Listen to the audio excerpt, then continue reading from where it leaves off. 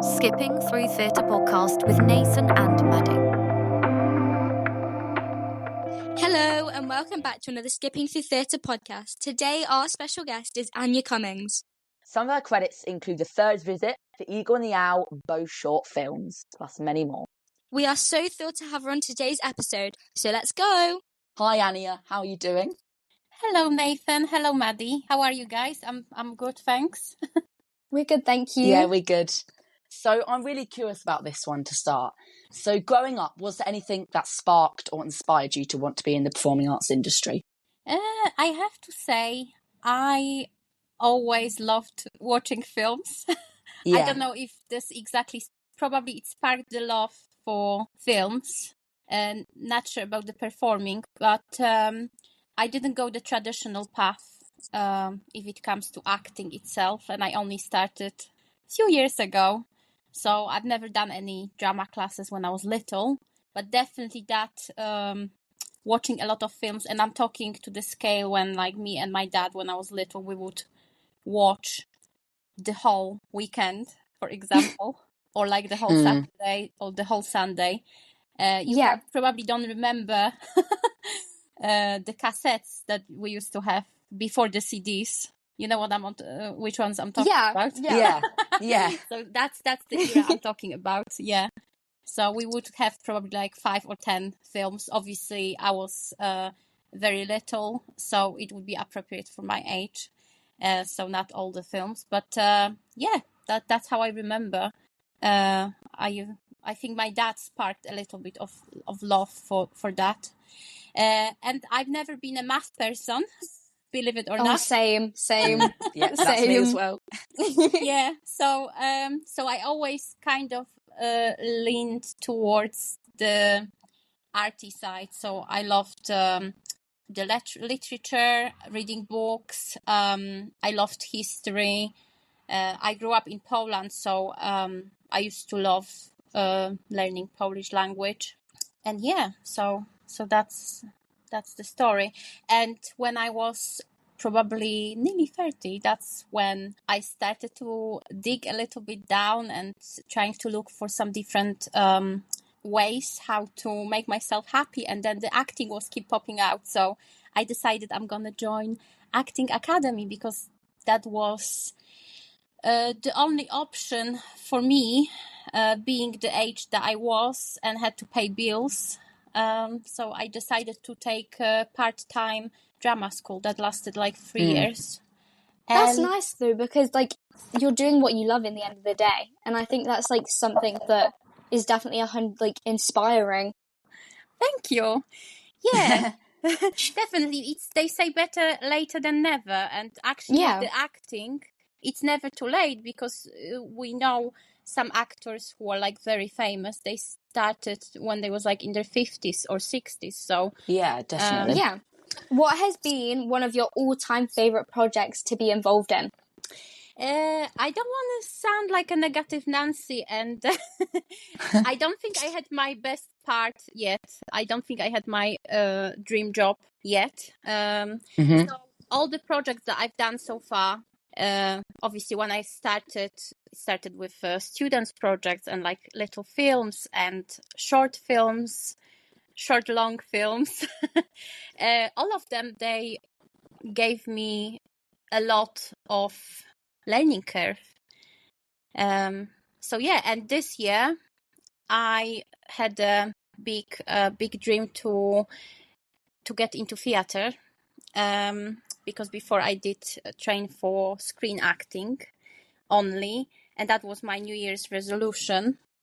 So I joined a local theater group, and I got my first role that I'm rehearsing now for.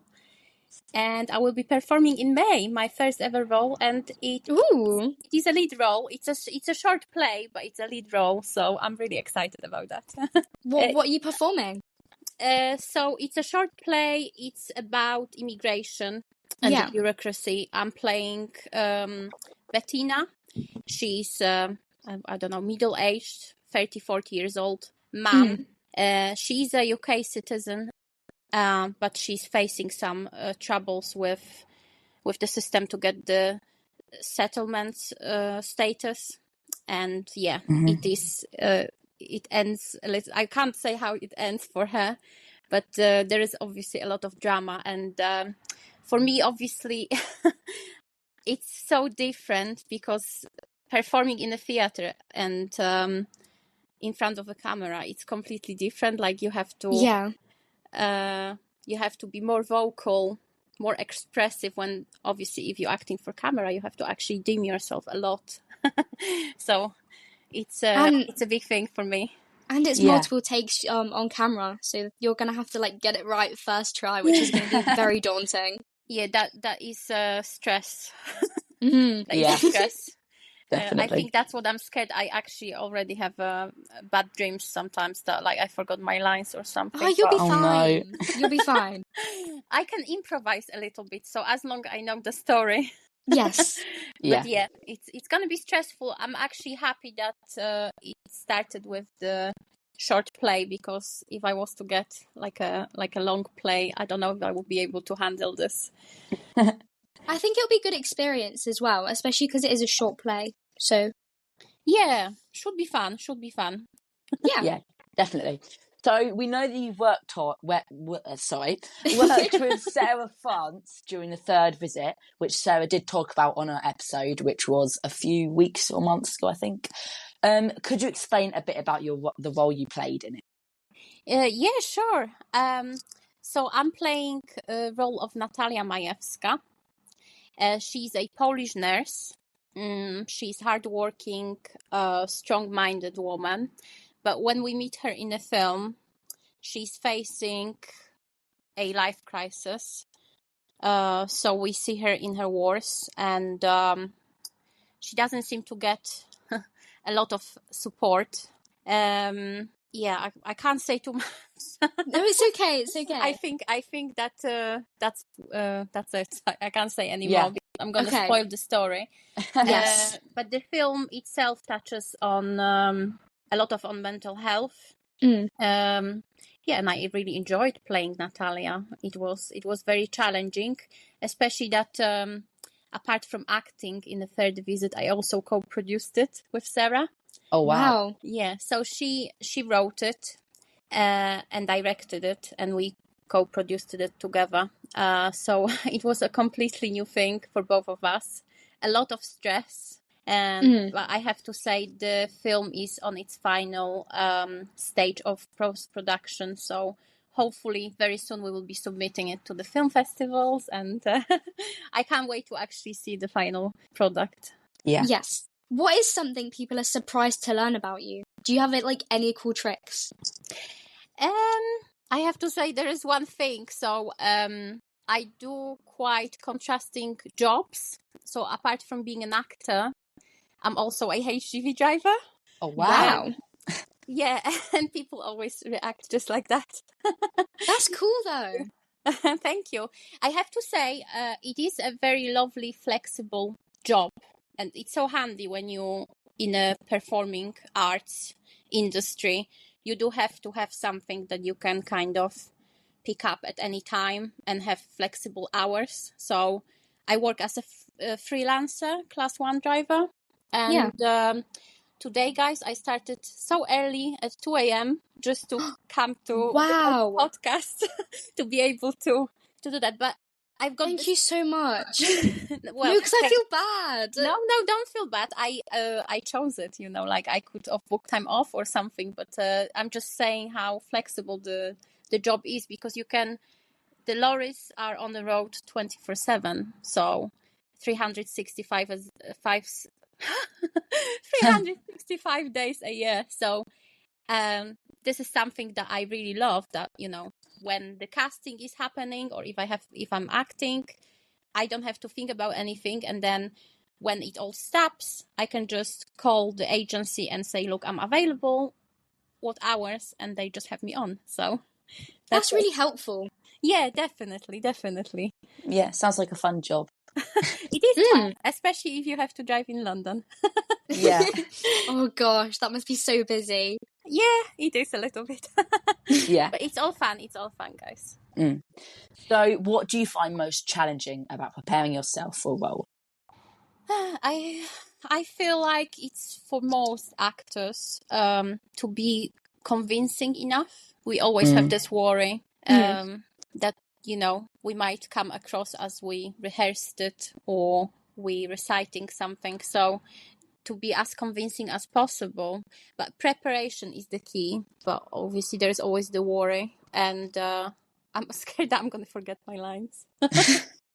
With film, it's amazing because if you do, they're gonna cut it, and then you can have another take. But as in theater, like what else can you do? You just have to improvise or pretend that you tie your shoelace or something. Yeah, and what's quite fun with pantomimes is like you can do a lot of improvising, and like some people won't even know it's. Some people think it's part of the thing because it's pantomime and like it's like comedy or whatever. So that's what I quite like about pantomimes as well. Yeah. At the end of the day, the audience doesn't have the script, so it's only you. Yeah. Yeah. So as long you're gonna make it as natural as possible.